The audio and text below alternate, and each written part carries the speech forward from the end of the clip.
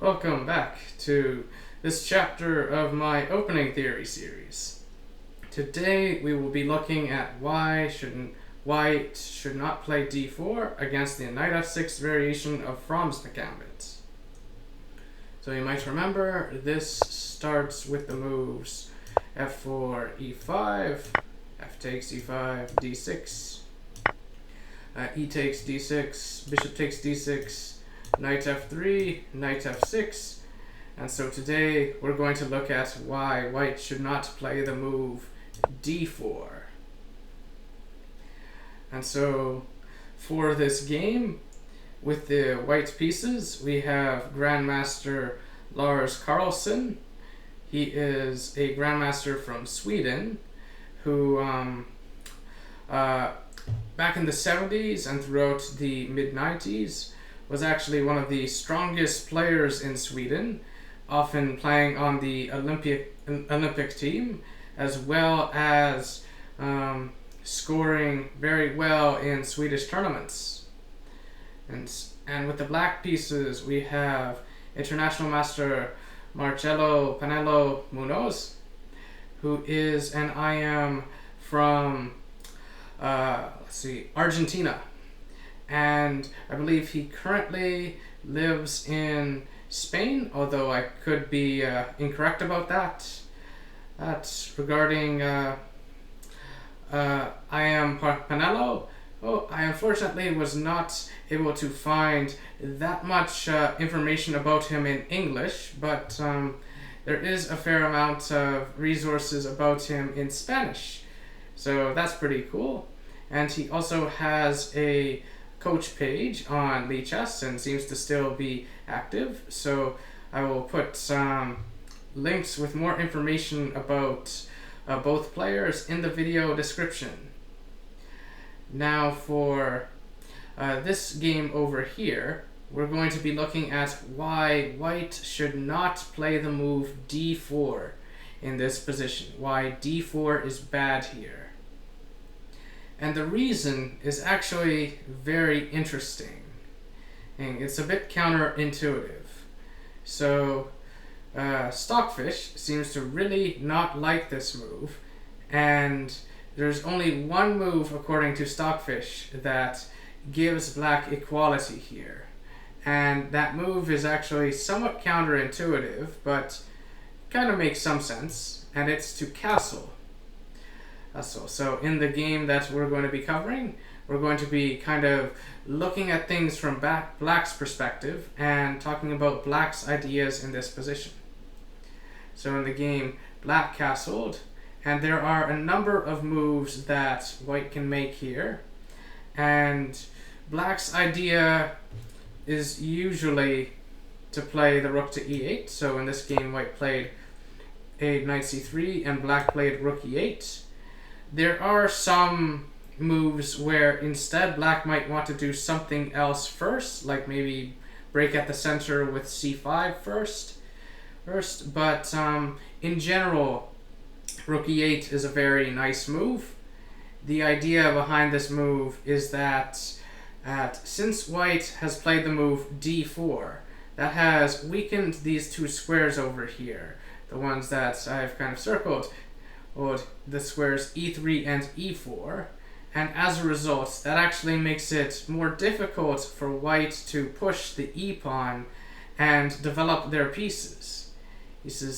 Meanwhile, black ends up with this very nice rook that's kind of always staring at a target in white's position. It's always staring at that e-pawn, putting some pressure on it.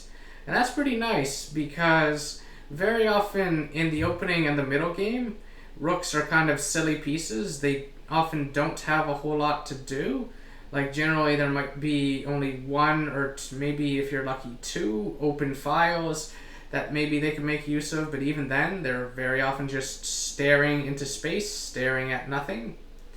So it's actually kind of cool what the idea in this position is black is going to kind of play this game Benko Gambit style, where instead of going for an immediate attack on white's king, what black is going to do is just justify the lost pawn with piece activity.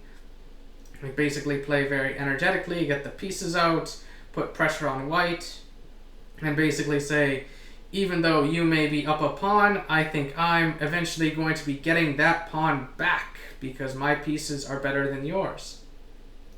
With this rook, of course, being a very nice one.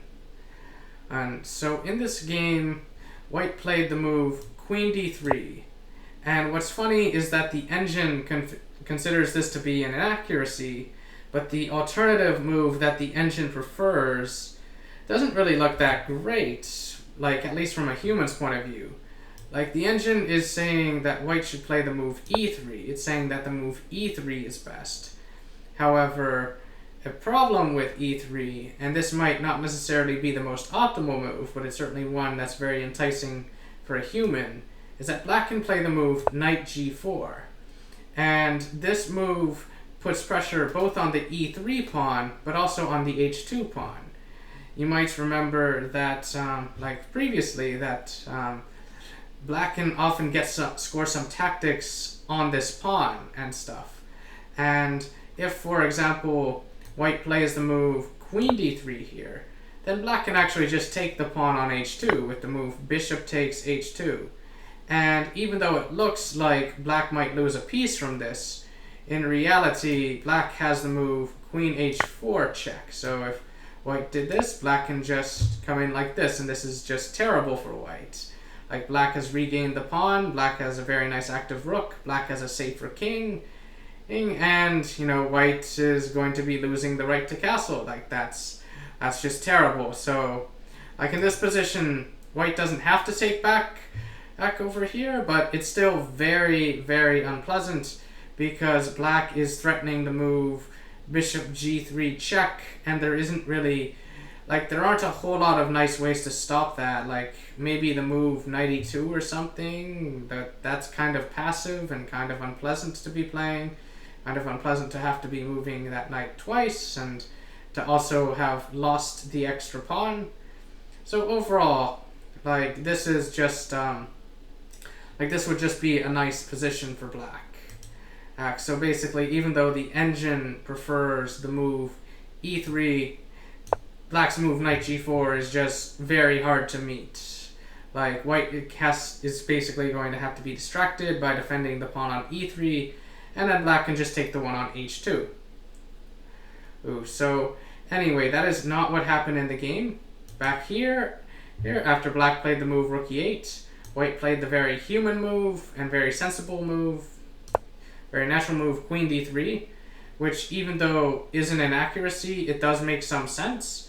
After all, white has played the move d4, and that helps develop the queen and helps develop the dark squared bishop. So, you know, if you're going to, like generally speaking in chess, if you're going to make certain moves, you should follow those up with other moves that, you know, add on to what you previously did. Like it's very important to be making plans in chess and not just be making random moves like across the position, like make one move and then on your next move be like, oh, I think I'm going to do this now. It's like, no, you got to think a bit more long term. You got to think about how you want your pieces to be coordinated in the long run.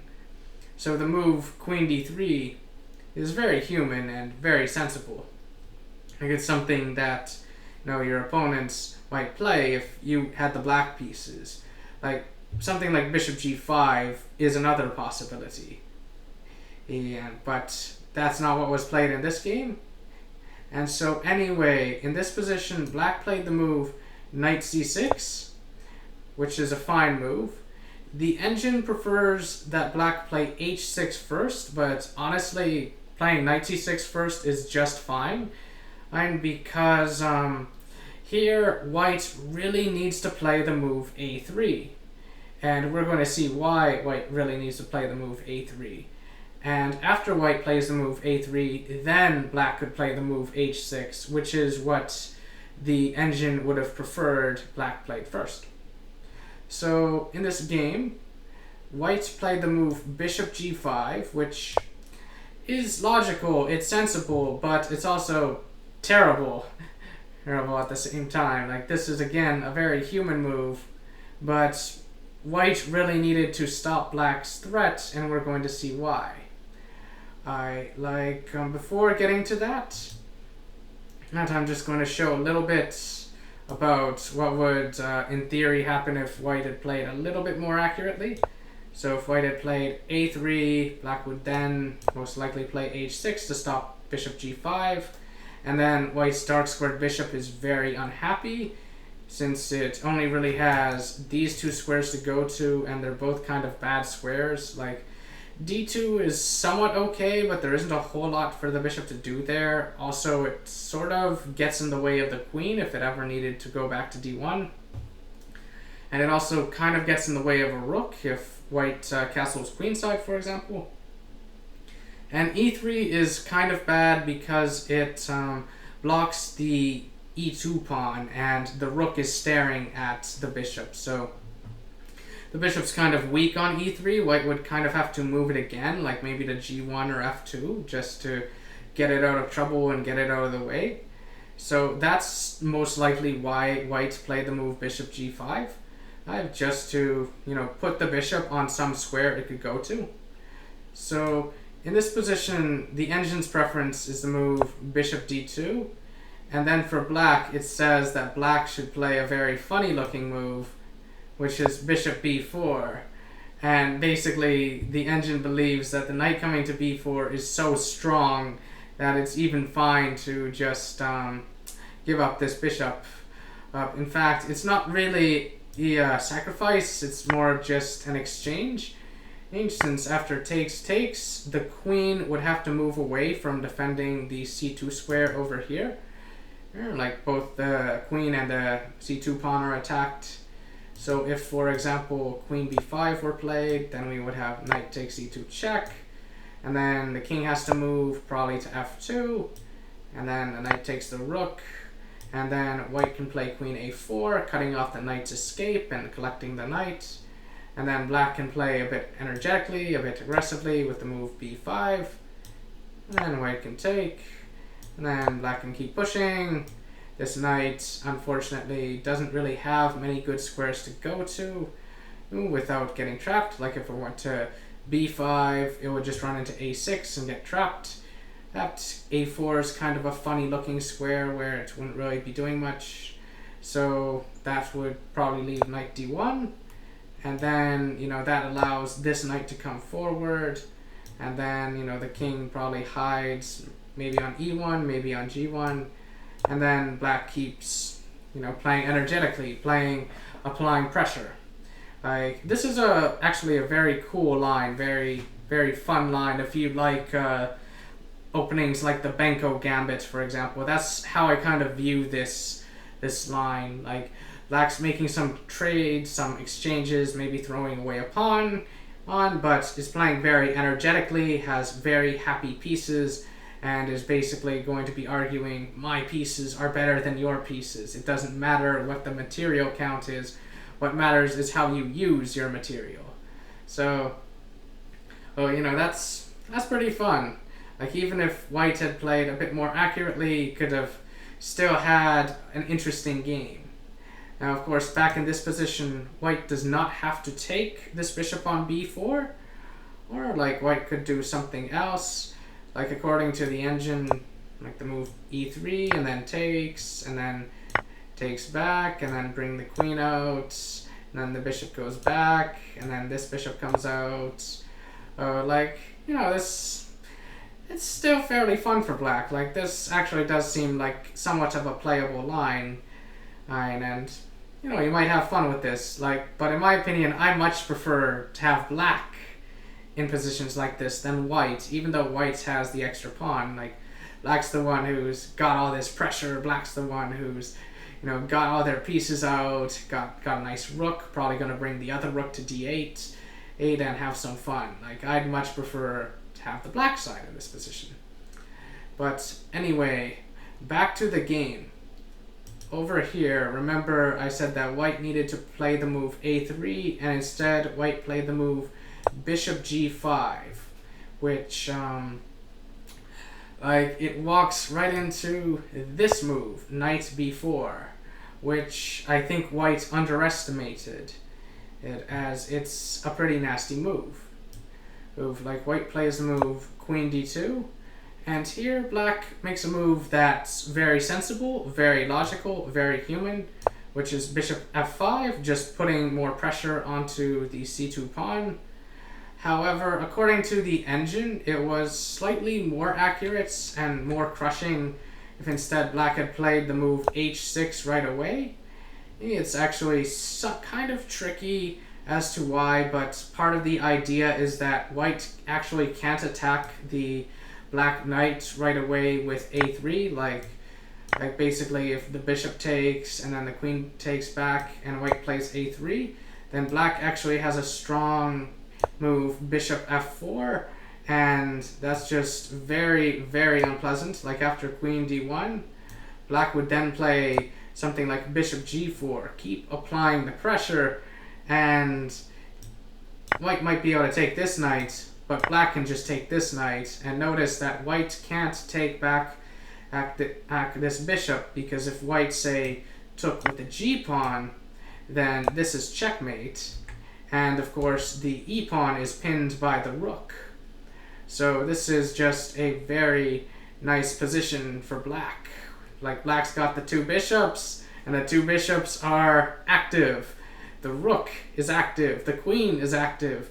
The other rook can get active very soon, probably, if it comes to d8. Although maybe black might want to play a6 first. I don't know, but overall, black's got all their pieces out, whereas most of white's pieces are still on the first rank. Although white's rook on on a1, is still a pretty good rook, still a pretty nice rook. But anyway, I would say black is definitely better in this position, even if white might be up a pawn. But let's see. So back here, after, if white would play bishop takes f6 in response to h6, according to the engine, the best move is very inhuman. It's kind of ridiculous. It's to just play e4, and it's like, what? But your king, there's a rook staring at your king. You know, why would you play e4? Like, engines can be pretty crazy sometimes, but that just shows just how fun and how interesting this line could be from the black side. Alright, so e4, bishop f4, queen d1, and then just bring the bishop out to g4 once more. And then bishop d3, try to hold everything together, and then just bring out the other rook, and then white can castle, and black will just regain the pawn. So this is kind of the line after h6 if black played that. But instead, black played a much more human move, which is bishop f5. And that's still a very good move. Like, the idea is just to attack this pawn on c2. Like, black is threatening to win material, and black is developing their pieces. That's a very human move, very, very sensible. Well, like, honestly, both approaches are fine. In fact, it's really just a difference of -1 and -2. So anyway, in this position here, white decided to castle queenside, which I think is pretty bold, but at the same time, what can white really do? Like if white doesn't castle queenside, then black's just going to take with check and force the king to move somewhere anyway. Okay, so very uncomfortable, very unpleasant. Black's having a lot of fun, and now black plays the move h6. So if you're kind of wondering, oh, what would have happened if white had done some other stuff in response to h6, the answer, well, we kind of see in the game. It's really just kind of different move order stuff. So white played the move bishop h4, and the engine hates this. The engine says white should have instead played bishop takes f6. So after this and this, we still have that pressure on that pawn. And so white would, of course, probably try to block with e4, e4 is a lot more sensible now since the king is off the e file. And then black has a pretty crazy line here that involves kind of sacrificing the rook, although if I recall correctly, it's more of just a temporary exchange sacrifice, like takes, and then there's just so many threats here, like bishop f4 would pin the queen to the king. So then white probably plays knight e5, knight takes, king b1, knight goes back, still apply pressure, now threatening to win material a different way, with bishop takes c2 check. And according to the engine, white should just ignore that, should just allow that. It's pretty easy, and black would not even take with the bishop, just be like, nah, it's all good. Takes, and then here, and then yeah, that's this is a fun position. This is fun. Just to see, and if back here white played the move bishop d3 to kind of stop all this nonsense over here, then we would have knight takes d3, and after knight takes, to not double the pawns, we would have queen takes d4, rook h e1, queen c4, queen e2, let's see, and then bishop d5, and then we've kind of got, let's see, what is the count now? I think it's bishop versus rook, but black's got the 2 bishops, whereas white's got the 2 rooks. But black's got a lot of annoying pressure on white. Right, and then something like this, and then like that. And then I guess the engine wants white to save the pawn on h2 or something. And let's see. The one line that's interesting is what happens if queen d2, and then just takes. And apparently black is actually doing just fine in this endgame. Black is doing just fine. I'm trying to remember, what was the evaluation here? Oh wow. Those bishops, they're quite good. Actually, you know what? I forgot to mention, black's got 3 pawns kind of as compensation for the exchange. So it's not just a simple being down in exchange. It's more of just a material imbalance. And yeah, I think that's all that I'll say about this crazy stuff with bishop takes f6. So in the actual game, white played the move bishop h4, which, it seems sensible. And black played the move g5, which is very bold, but black can actually get away with this. And the reason why black can get away with this is, even though it's opposite side castling, and you generally should not push the pawns in front of your king, like especially when it's opposite side castling, black's attack is faster than white's, so it can be justified here. And part of why black wants to play g5 is so that black can get this knight on f6 out, like get it maybe to e4 or d5 or something. Like, that's part of the idea of g5 in this game. So white played the move bishop g3. It's actually kind of interesting that sacrificing on g5 is the best move, and it's probably a move I personally might play in a game, since I'm a pretty aggressive player. I don't mind the occasional sacrifice or two if I think it works. Like in this case, it doesn't really work, but it's still white's best option. Like we take, forking the king and bishop, but the bishop can block. I can basically keep black's king safe. And then here, it looks like this knight on f6 is hanging. It looks like white can just take this knight. However, black can just respond with this move, with just bishop e7, and win back the bishop on h4. And sadly, white has no moves with the queen that would hit this guy, for example, this knight over here. Here on b4. Or normally that's how you would react to tactics like this. Like if they skewer your queen and they're going to win the bishop, then, how about you attack the knight and win the knight, with your queen. In that way, don't really have time to take the bishop, or they at least have to desperado with the knight, right, or spend time moving the knight or something. But that's not possible here.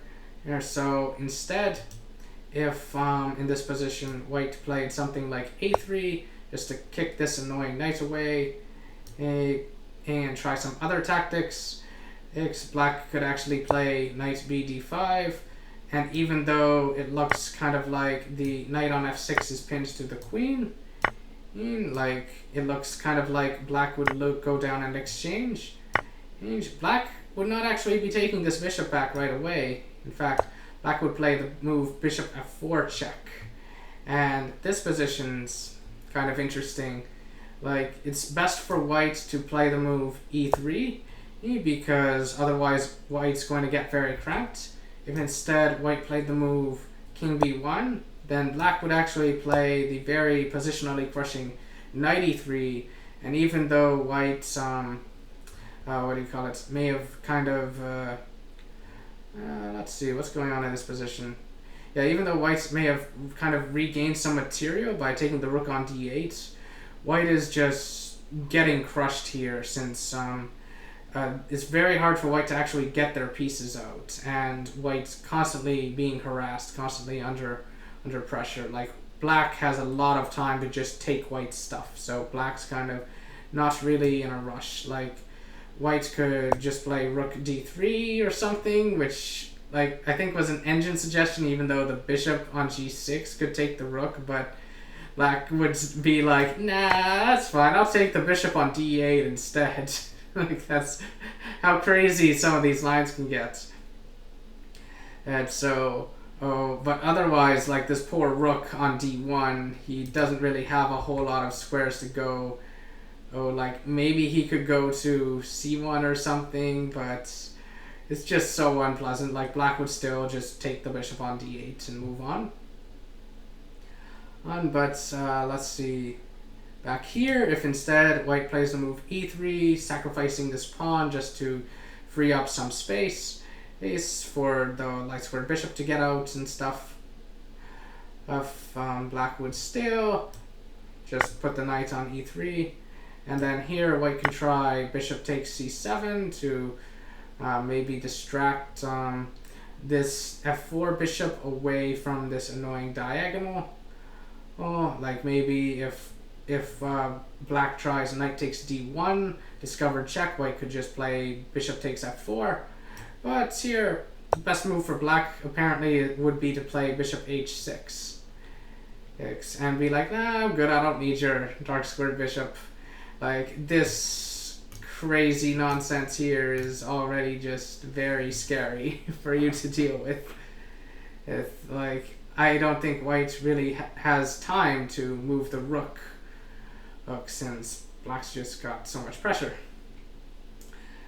But let's see. I think that's all I should really say about this crazy line that would begin with sacrificing the knight on g5, and then trying to, kick black's knight on b4 away. So in the game, like in the actual game, what white did was play bishop g3, and like white's just trying to hang on. Black's pieces are all coming out, they're all coming to attack.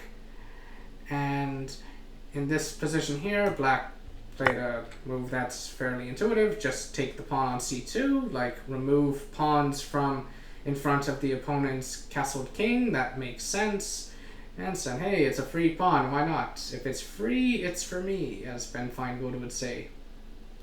And here in this position, white made a move that I really don't like. I personally, I was kind of surprised by this move. White played the move bishop takes d6, which I really don't like. Although what the engine is saying white should play is still kind of crazy. The engine is saying white should play e3, and then black could just play bishop takes d1, just take the rook, why not? And if white instead tries a move like rook e1, then black would kind of do similar stuff as to what we'll see in the game, with just bringing the knight to e4, like just knight takes, and then bishop takes, And then there are lots of annoying threats that black has, as like threatening this pawn, maybe bringing the bishop to b4, all that kind of stuff. So here I could kind of understand taking the bishop on d6, but like maybe this is the reason why white took the bishop on d6, but I still don't like that it had to be done.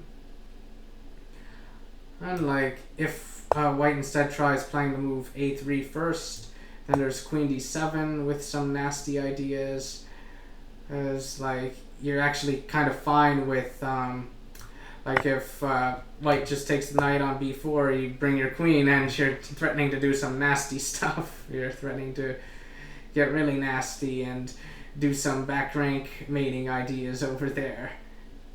Or like if white tries to free up like the d2 square for the king, then you just take over here, and yeah, white is kind of busted. White can't do anything. So maybe this is the reason why white took the bishop on d6, but I still don't really like it. And let's see, the game might have continued like this if rook e1 was played instead. But back in this position, instead of playing the move rook e1, which is what we just looked at, white played the move bishop takes d6, and then black took back, and then white played h4, which this is a move I do agree with. The problem, of course, is just that white's attack is too slow. Like black's attack is very fast, as black's pieces are already out and they're already starting to close in around white's king. The pawns in front of white's king are starting to vanish. The c file has been kind of blasted open, so that's why black didn't take the rook. Black played rook c8. After all, why win material when you can win the game? So white, tries to continue with their attack. Black brings in their knight, attacking the queen, and there's actually a cool little tactic here. If white were to try to take this knight with the move knight takes e4, then that would be a huge blunder, because this is checkmate. Okay, so that's why white did not do that. So instead, white played the move queen to f4, or just moving the queen, trying to add the queen into this attack over here. And then here, black sacrificed the exchange because the knight on c3, it's basically one of the few pieces that's actually defending in white, and basically black just wants to keep adding fuel to this fire, get rid of white's defenders, and go for checkmate. Hey, like playing like that is very risky if you're not good at tactics. So if you're going to sacrifice material, make sure you can calculate like crazy. And oops, I made a mistake here. Black did not take back on c3. Instead, black played a different move, which I would not recommend you try unless you really know what you're doing, unless you really spend time calculating. So knight takes here. Here it looks like black's sacrificing a lot of material. Black's kind of sacrificed an exchange as well as a bishop. So black is, if you count the material now, black is down a rook, but black does have some pawns. But material does not matter if you can grab checkmate. So here black plays the move queen a5. I'm adding another piece to this attack, and yeah, it's very hard to find a move for white here.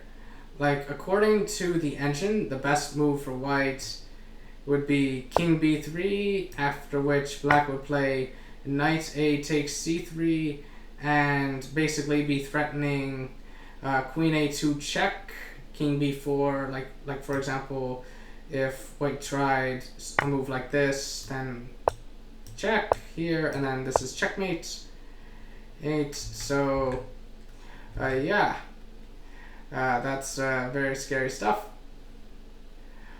So according to the engine in this position here, instead of taking, it's actually saying white needs to give material back, white needs to sack the queen. But that's what the engine says is best for white. And what white actually did in the game is just play g6, try to continue this attack on the king side very desperately. But unfortunately, that's not good enough. Black played the move knight b4 check. Yet another move that sacrifices material. White played king b3. And if white instead just accepted the sacrifice, then black would have mate in 2, I believe, with this check here, and then queen b3 would be mate. And if instead of king d3, here we have king c1, then rook c8 would be mate.